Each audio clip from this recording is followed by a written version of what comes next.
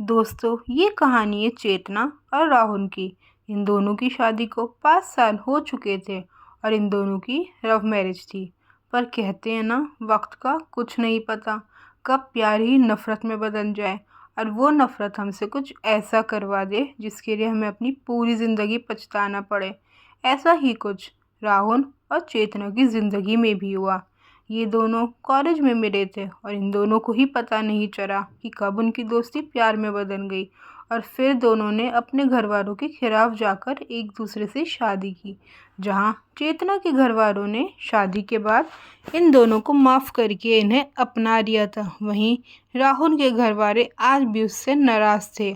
और ये दोनों मेरठ में अपनी बेटी के साथ रहते थे। उनकी बेटी का नाम दिव्या था। कहने को तो इन दोनों की लव मैरिज हुई थी और दोनों एक दूसरे से बहुत प्यार करते थे। पर वक्त के साथ राहुल का प्यार और ज़्यादा बढ़ गया और मजबूत हो गया।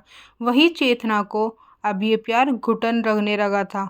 उसे लगता था राहुल उसे नहीं समझता और उससे प्यार भी नहीं करता। और इन सब के बीच ही चेतना अपने स्कूल के दोस्त विवेक से मिलती है। दोनों स्कूल में साथ में पढ़ते थे, लेकिन फिर विवेक अपने पेरेंट्स के साथ कहीं और चला गया और दोनों एक दूसरे को भूल गए। इतने सालों बाद विवेक चेतना को मिला तो उन दोनों की बातें दोबारा शुरू हो गई। विवेक से बात करके चेतना को लगा कि उसके पुराने दिन वापस आ गए और वो एक बार फिर से आज़ाद हो गई है। विवेक बातों बातों में चेतना की बहुत तारीफ करता और चेतना उससे खुश होकर उसकी ओर अट्रैक्ट होने लगी थी। अब चेतना ये भूल गई थी कि उसकी एक बेटी और एक पति भी है। वह बस विवेक से मैसेज या फ़ोन पर बात करने में ही बिजी रहती और वो धीरे धीरे राहुल से भी दूर होती गई। एक दिन राहुल खाना खा रहा था। उसने चेतना से रोटी मांगी, पर चेतना का ध्यान ही नहीं था। वो विवेक से मैसेज में बात करने में बिजी थी। जब राहुल ने उससे कहा, तुम्हारा ध्यान कहाँ है, कम से कम खाना तो ठीक से दे दो, तो चेतना गुस्सा होकर कहती है, जो खाना है खाओ और अगर पानी चाहिए तो किचन से खुद जाकर दे दो, मैं ये सब काम कुछ नहीं करूँगी। और वो गुस्से में वहाँ से चली जाती है। इस तरह ही के दिन गुजरने लगते हैं। अब चेतना रातों को भी विवेक से बात करती रहती थी। एक दिन राहुल उससे पूछता है कि तुम रात के 1 बजे किससे बात कर रही हो? तो चेतना कहती है, मैं अपनी बहन से बात कर रही हूँ और अगर तुम्हें मुझ पर यकीन नहीं है तो तुम खुद ही पूछ लो। जिस पर राहुल कहता है कि ठीक है, मेरी बात करवाओ दीदी से, मैं दीदी से पूछता हूँ कि दीदी इस टाइम तुमसे बात कर रही हैं, सब ठीक तो है? यह सुनकर चेतना डर जाती है और कहती है, तुम्हें मुझ पर शक है? तुम मुझ पर शक कर रहे हो? अगर दीदी तुमसे बात करेंगी और तुमसे ये सब पूछोगे तो वो क्या सोचेंगी मेरे बारे में? मेरे घर वालों की नज़रों में मेरी क्या इज्जत रह जाएगी? और वो रोने लगती है। उसे रोता देख राहुल कहता है, मैं तुम पर शक नहीं कर रहा हूँ, लेकिन पिछले 1 महीने से तुम दिन रात इसी तरह फ़ोन में बिज़ी रहती हो। तुम्हें मेरी भी कुछ फिक्र नहीं रह गई है और अब तो तुम हमारी बेटी को भी भूल गई हो। तुम्हें ये भी ध्यान नहीं रहता कि उसने खाना खाया है या नहीं, और इसी वजह से मैं परेशान हूँ। चेतना उसकी बात सुनकर कहती है, अच्छा ठीक है, मैं अब तुम पर और हमारी बेटी पर पूरा ध्यान दूंगी और मैं फ़ोन यूज़ करना छोड़ दूंगी, क्योंकि मेरे लिए तो तुम और हमारी बेटी ही ज़्यादा ज़रूरी है। और अब मेरा सारा टाइम तुम्हारा और दिव्या का ही होगा। अगले दिन चेतना की माँ उससे मिलने आती है तो वो उनके लिए कुछ खाना भी लेकर आती हैं, लेकिन चेतना उनसे भी ठीक से बात नहीं करती और फ़ोन में ही बिज़ी रहती है। जिस पर वो कहती है, चेतना मैं यहाँ बैठी हुई हूँ और मैं देख रही हूँ कि तुम फ़ोन में ही बिज़ी हो, आखिर बात क्या है? तो वो कहती है, कुछ नहीं माँ, वो बस मुझे कहीं काम से जाना था ना, तो इसी वजह से। उसकी माँ कहती है, अच्छा ठीक है, लेकिन अपने पति और अपनी बेटी का तो ध्यान रखो, मैं उसके लिए खाना लेकर आई हूँ, तो तुम दिव्या को खाना खिला देना और उसके बाद ही बाहर जाना। चेतना की माँ कुछ देर उसको समझाती हैं और उसके बाद अपने घर के लिए निकल जाती हैं। बाहर निकलते ही उसकी माँ को राहुल मिलता है। राहुल उन्हें देखकर सरप्राइज़ हो जाता है और कहता है, माँ आप इस टाइम यहाँ आइए ना, अंदर चलिए, आप कहाँ जा रही हैं? मैं तो अभी आया हूँ। तो वो कहती है नहीं बेटा मैं फिर आऊँगी, अभी चेतना को भी कहीं बाहर जाना है। तुम ऐसा करना दिव्या को खाना खिला देना, मैंने टिफ़िन अंदर रख दिया है। राहुल अंदर जाता है और देखता है कि चेतना बहुत अच्छे से तैयार हुई हुई है। तो वो उसे देखकर सरप्राइज़ हो जाता है, पूछता है चेतना तुम कहीं बाहर जा रही हो, वो भी इतना तैयार होकर। तो चेतना कहती है हाँ मैं बस माँ के पास जा रही हूँ, उन्होंने दिव्या के लिए कुछ स्पेशल बनाया था, तो उन्होंने कहा वो मैं लेने आ जाऊँ, तो बस वहीं जा रही हूँ। राहुल ये सुनकर शॉक्ड हो जाता है क्योंकि उसे अभी गेट पर ही मम्मी मिली थी और वो बता रही थी कि वो टिफ़िन लेकर ही आई थी, पर वह उससे कुछ नहीं पूछता और उसे जाने देता है। चेतना झूठ बोलकर बाहर निकल जाती है और विवेक से मिलने उसके घर जाती है। स्कूल के बाद चेतना आज पहली बार विवेक से मिल रही थी और वो विवेक को देखकर पूछती है कि तुम तो बहुत चेंज हो गए हो और बिल्कुल भी पहचान में नहीं आ रहे हो। तो विवेक कहता है तुम भी तो कितना चेंज हो गई हो, तुम अब पहले से भी ज़्यादा सुंदर हो गई हो। यह सुनकर वो शर्मा जाती है। तो विवेक कहता है चेतना तुम मुझसे शर्माने लगी, मैं तो तुम्हारे पति से भी पहले से तुम्हारा आशिक हूँ और हम एक दूसरे को उससे भी बहुत पहले से जानते हैं, हम एक दूसरे के लिए ही बने, और अगर हम स्कूल में अलग नहीं होते तो आज तुम मेरी ही होती। खैर कोई बात नहीं, तुमने शादी तो किसी और से कर ली, पर तुम्हारा सोलमेट तो मैं ही रहूँगा ना। वो उससे पूछता है क्या तुम अपने पति के साथ खुश हो, क्या तुम्हें उसके साथ वो कनेक्शन फील होता है जो तुम मेरे साथ फील करती हो। तो चेतना कहती है नहीं, जो मैं तुम्हारे साथ फील करती हूँ वो अपने पति के साथ बिल्कुल भी फील नहीं करती, तुम मेरे लिए सबसे ज़्यादा स्पेशल हो। बातों बातों में विवेक चेतना को ड्रग्स दिखाता है और कहता है आओ तुम्हें अपनी एक अलग ही दुनिया दिखाऊं। चेतना उसकी बात मानकर ड्रग लेने रखती है और वहीं राहुल घर पर अपनी बेटी दिव्या को खाना खिला रहा होता है और उसके साथ टाइम स्पेंड करता है। दिव्या उससे पूछती है पापा मम्मी कहाँ हैं और वे कब आएंगी। तो वो कहता है बेटा मम्मी जल्दी ही घर वापस आ जाएंगी, वो कहीं काम से बाहर गई हैं। अगले दिन चेतना फिर तैयार हो रही होती है जब राहुल घर आता है और उसे कुछ पैसे देता है और कहता है तुम्हें कुछ पैसे चाहिए थे ना, ये लो पैसे। तो वो पैसे देखकर खुश हो जाती है। कुछ देर बाद वो घर से निकल जाती है और वो पहले विवेक के लिए शॉपिंग करती है और फिर विवेक से मिलने जाती है। विवेक से मिलकर पहले वो उसे उसका गिफ्ट देती है और फिर उसके साथ बाइक पर बैठकर चली जाती है, पर उसे ये नहीं पता होता आज जब वो घर से निकली थी तब से ही राहुल उसका पीछा कर रहा था और उसने उसे विवेक को गिफ्ट देते हुए और उसके साथ बाइक पर बैठते हुए देख लिया था। राहुल चेतना का पीछा करते हुए विवेक के घर पहुंच जाता है और फिर चुपचाप विंडो से घर के अंदर देखने लगता है। विवेक के घर में चेतना विवेक को जो शर्ट गिफ्ट में आई थी उसे चेंज करने के लिए कहती है। विवेक उसे चेंज करने बाथरूम में जाता है और फिर चेतना को दिखाने के लिए आवाज़ देकर बुलाता है देखो चेतना कैसी लग रही है। चेतना जब उसे देखने जाती है तो विवेक उसे बाथरूम में अंदर खींचने लगता है। यह सब राहुल बाहर खड़ा विंडो से देख रहा होता है और उसे बहुत गुस्सा आता है और वो बहुत दुखी भी होता है कि चेतना उसे इस तरह धोखा दे रही है। वो वहीं खड़े हुए चेतना को कॉल करता है तो चेतना उसकी कॉल कट कर देती है और फिर विवेक के साथ ड्रग्स और शराब पीने लगती है। नशे में ही विवेक वो विवेक से कहती है अब हमारे बीच कोई नहीं आना चाहिए, राहुल से शादी करना मेरी ज़िंदगी की सबसे बड़ी गलती थी और अब मैं इस रिश्ते से आज़ाद होना चाहती हूँ। राहुल ये सब बाहर से सुनता है और वो ये सुन के बुरी तरह टूट जाता है और सोचता है कि अब उनकी बच्ची का क्या हुआ। रात को जब चेतना घर वापस आती है और अपने कमरे में जाती है तो वहाँ वो राहुल को देखती है और राहुल से पूछती है राहुल तुम कब घर आए।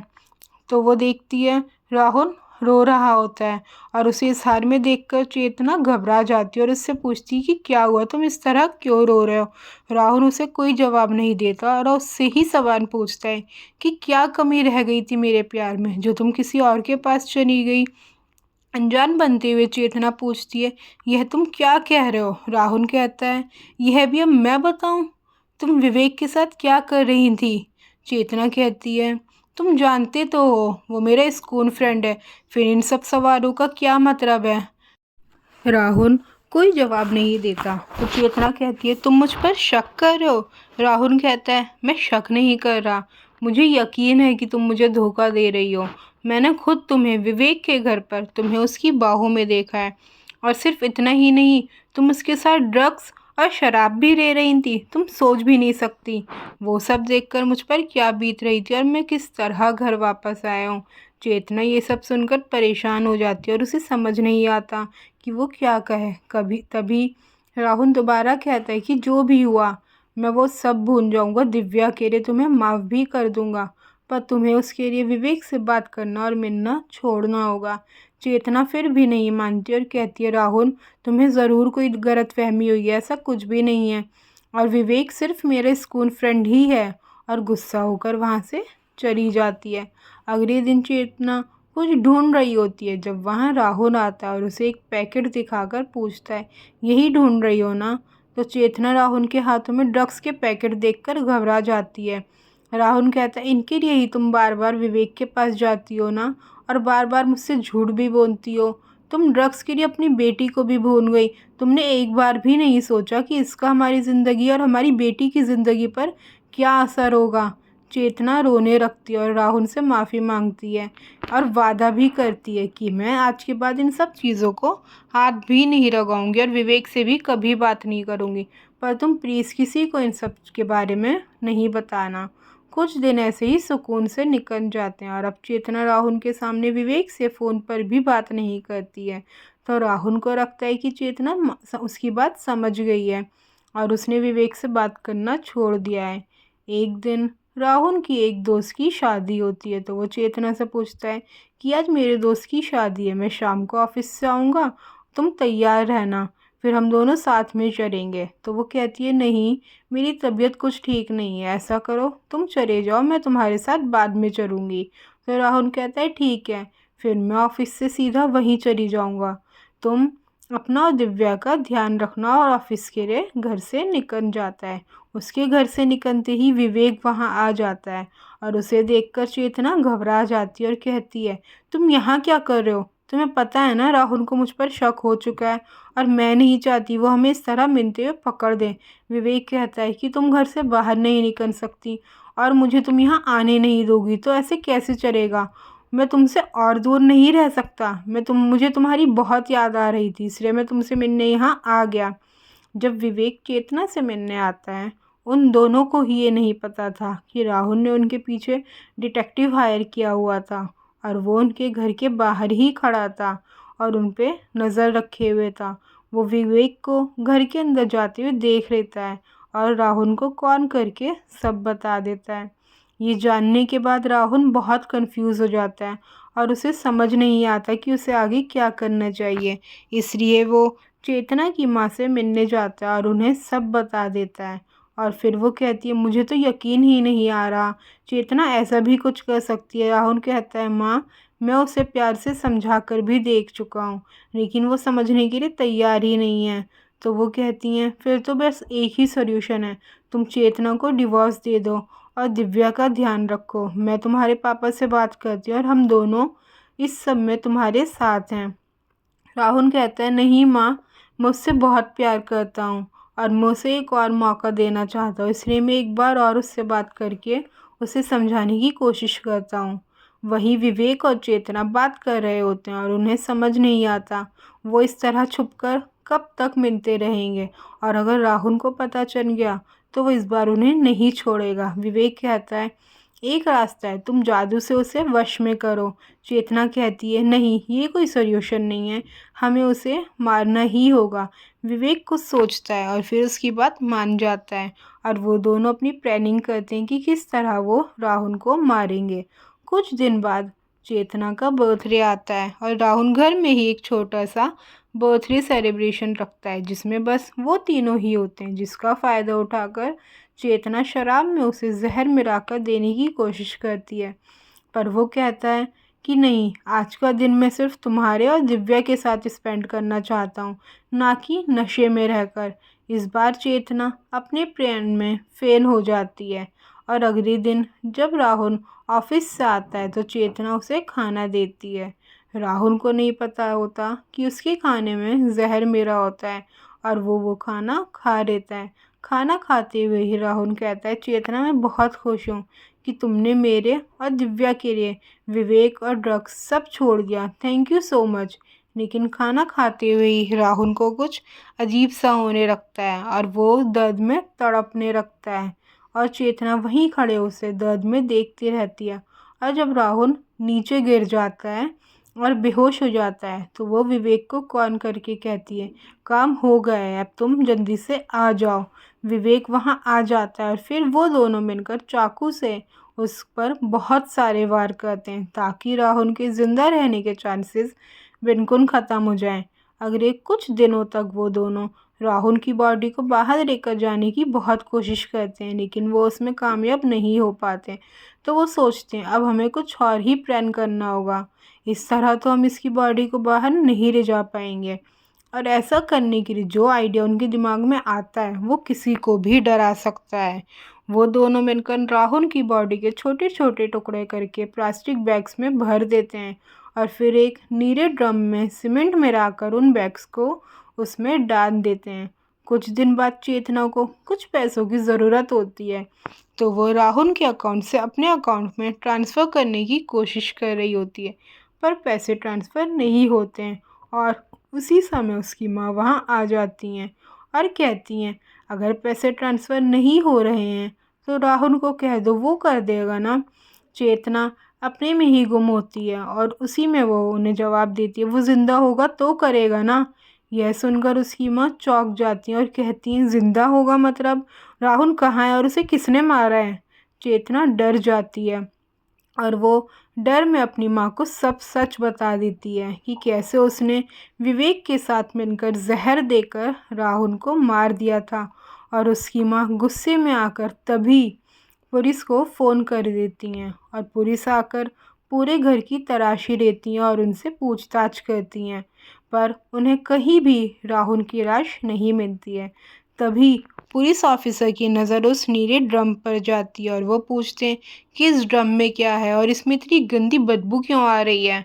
तो दिव्या वहाँ आ जाती है और कहती है, इस ड्रम में पापा हैं। पुलिस पूछती है, बेटा तुम्हें कैसे पता? तो दिव्या बताती है कि अभी कुछ दिन पहले ही मैंने मम्मी को किसी से फ़ोन पर बात करते हुए सुना था कि ड्रम को ठिकाने लगाना होगा क्योंकि अगर किसी को पता चल गया इसमें राहुल है तो बहुत पंगा हो जाएगा। पुलिस ये सब सुनकर सदमे में आ जाती है, उन्हें यकीन नहीं होता कि कोई इतना खतरनाक प्लानिंग भी कर सकता है। पुलिस उन दोनों को पकड़ देती है और जेल में भेज देती है। विवेक और चेतना की इस आपराधिक सोच ने राहुल का कत्ल कर दिया और उस मासूम दिव्या से उसके पिता को छीन लिया। लेकिन ये कहाँ तक सही था ये आप ही हमें कमेंट्स में बताइए। अगर हमारी वीडियो पसंद आई तो प्लीज़ लाइक कीजिए और ऐसी ही और कहानियों के लिए हमारे चैनल को सब्सक्राइब करना नहीं भूलें। Thank you.